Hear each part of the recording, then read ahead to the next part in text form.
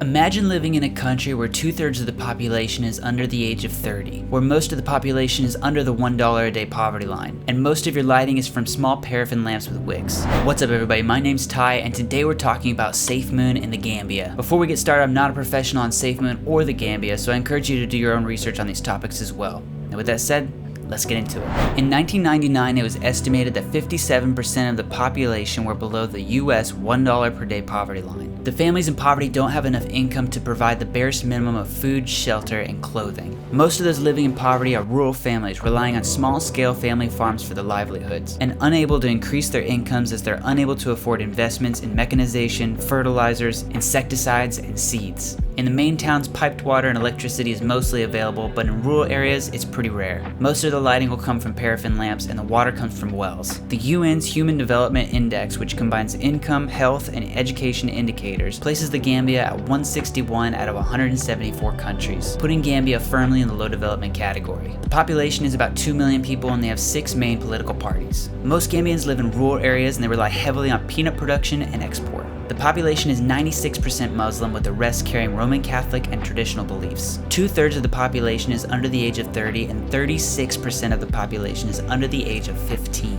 The Gambia has very few exploited mineral deposits. Some amounts of clay, sand, and gravel are excavated for local use. Foreign investors have been granted licenses to explore offshore blocks for potential petroleum and natural gas reserves, but these actions have not yet yielded any production. The Gambia River holds hydroelectric potential, but there are no dams on the river within the Gambia's borders. Oil is imported to meet the country's energy needs, and electricity is limited to parts of Banjul and interior towns, but it's sporadic at best. Most Gambians do not have access to modern infrastructure, and I think this is where Safemoon comes in. Safemoon is working on a power solution to bring modern infrastructure to the Gambia. This new infrastructure could spark the use of the internet and modern technology throughout the country. The central bank of the Gambia issues the national currency, the dalasi, which is worth about 0.02 cents to the American dollar.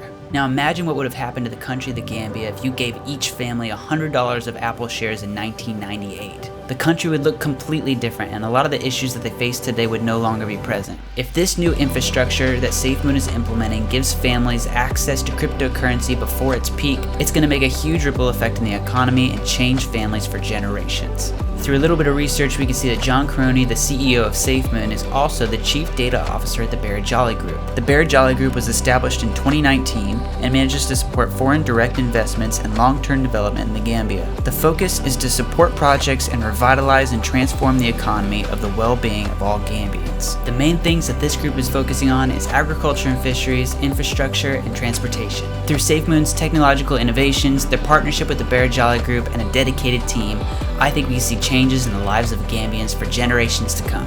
So that's going to be it for the video today. If you guys learned something new or got something out of it, please hit the like button and subscribe button down below. Thanks again so much for watching, and I'll see you guys in the next one. That's one small step for man, one giant leap for mankind.